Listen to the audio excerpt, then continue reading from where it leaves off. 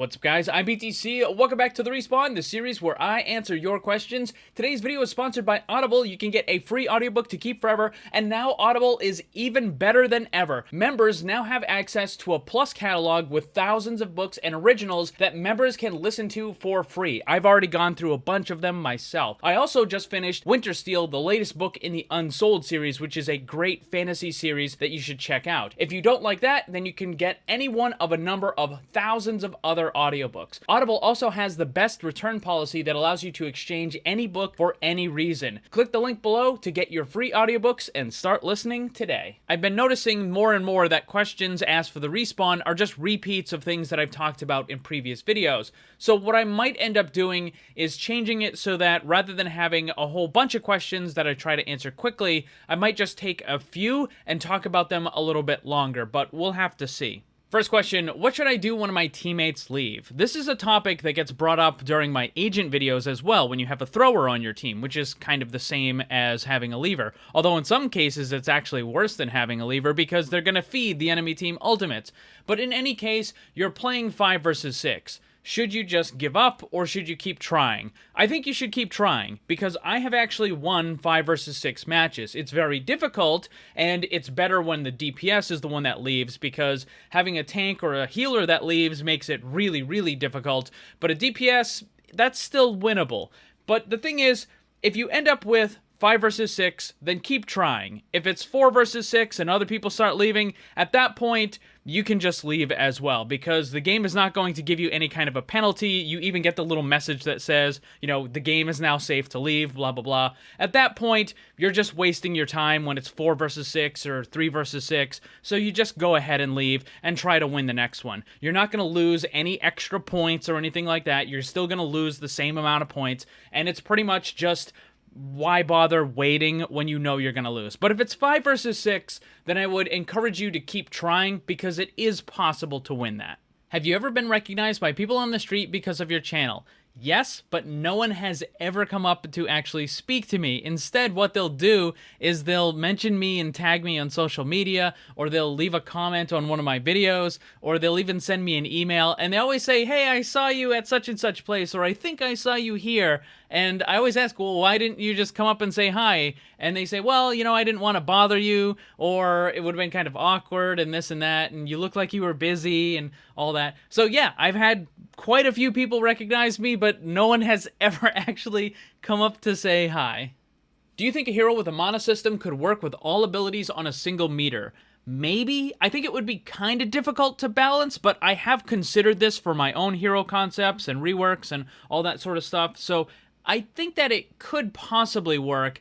Generally, it tends to be better if it's only one ability or possibly 2, because we already have a bunch of characters in-game that already use a mana system or a fuel gauge, right? You have D.Va, Moira, and Bastion, who all have one ability that's on that meter. And then Reinhardt's Barrier is also kind of similar, because it doesn't charge when you're using it, and when it completely runs out, you can't use the ability at all. So it's kind of along the same idea. You could have a character that has all of the abilities on that meter. I don't know if that would be really the greatest, because again, it would be really difficult to balance, but I think it could work, yes. Or at least you could have multiple abilities on it and have it still work. Would a semi-barrier work where it only absorbs some of the damage from an attack?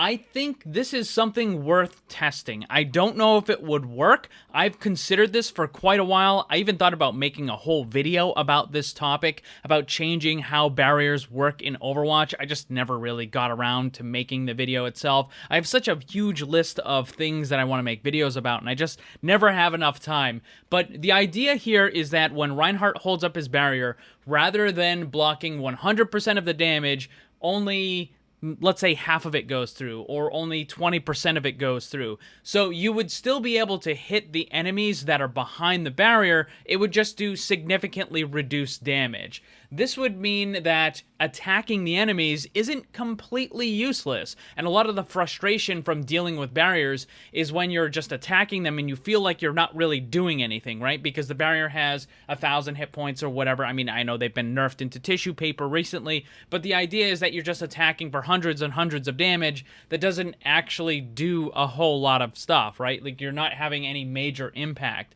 So having at least some of that damage go through could work, but at the same time, it would also make it way easier for supports to build their ultimates, because when your Reinhardt teammate is constantly taking damage through the barriers, it means he's never in danger of getting eliminated, and the supports can constantly heal him, building their ultimates very quickly, which would mean that the support players would have a lot more ultimates during the game. Is that good? I don't know. Maybe, maybe not. But the thing is, you have to consider these types of things, and again, for that same reason, you would need to thoroughly test this to see whether or not it could work. Why don't we have an Italian character even though we have a map set in Venice, Rialto? I don't think you absolutely need to have a character that is connected to any particular map, but at the same time, Rialto was used and connected to quite a few characters that were already in the game. Even though there's no one character that comes from that area, it was still used in the comics. It's where Talon has their base of operations. It was used for one of the Archives missions where Antonio was, and there's lots of other connections to that area through the map. So also, it was just an easy way for Blizzard to double up, using it as the Archives mission and then flipping it around and using it for a normal payload mission as well. But I don't think you need to have any one specific character that is linked to a map, but arguably you could say that there's a whole bunch of them that are kind of linked to it through Talon. For those of you that like it, I have something in the works for a hero concept that might be connected to that area. But as far as official Blizzard characters, maybe, probably, at some point, maybe Overwatch 2, who knows.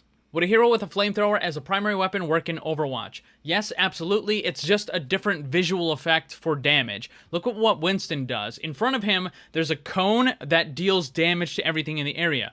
Visually, it looks like energy and lightning, but you could change that to anything. To fire, to ice, to pumpkin spice, whatever you wanted, it would still do the same thing. It would just look a little bit different. By the way, in case you didn't know, Hammond's original attack were fire kind of flamethrower coming out of those cannons on each side of him. And he would also turn into the ball and then spin up like Sonic and kind of fly out that way instead of using a grappling hook. I have a video with all of that kind of removed stuff and the history of Overwatch. I'll put a link to that down below if you want to check it out. That's all of them for this week. There's a brand new question card on the community tab of my YouTube channel. And also don't forget, grab your free audiobooks. They're awesome, trust me. Links for that stuff down below. Thanks for watching, and if you'd like to be comment of the video, then leave yours, and while you're at it, ring the bell so you never miss a new video. Also, if you want to get some cool gear, join my Discord server, or follow me on social media, then check out the links down below. And remember, always blame the controller, because it's never your fault.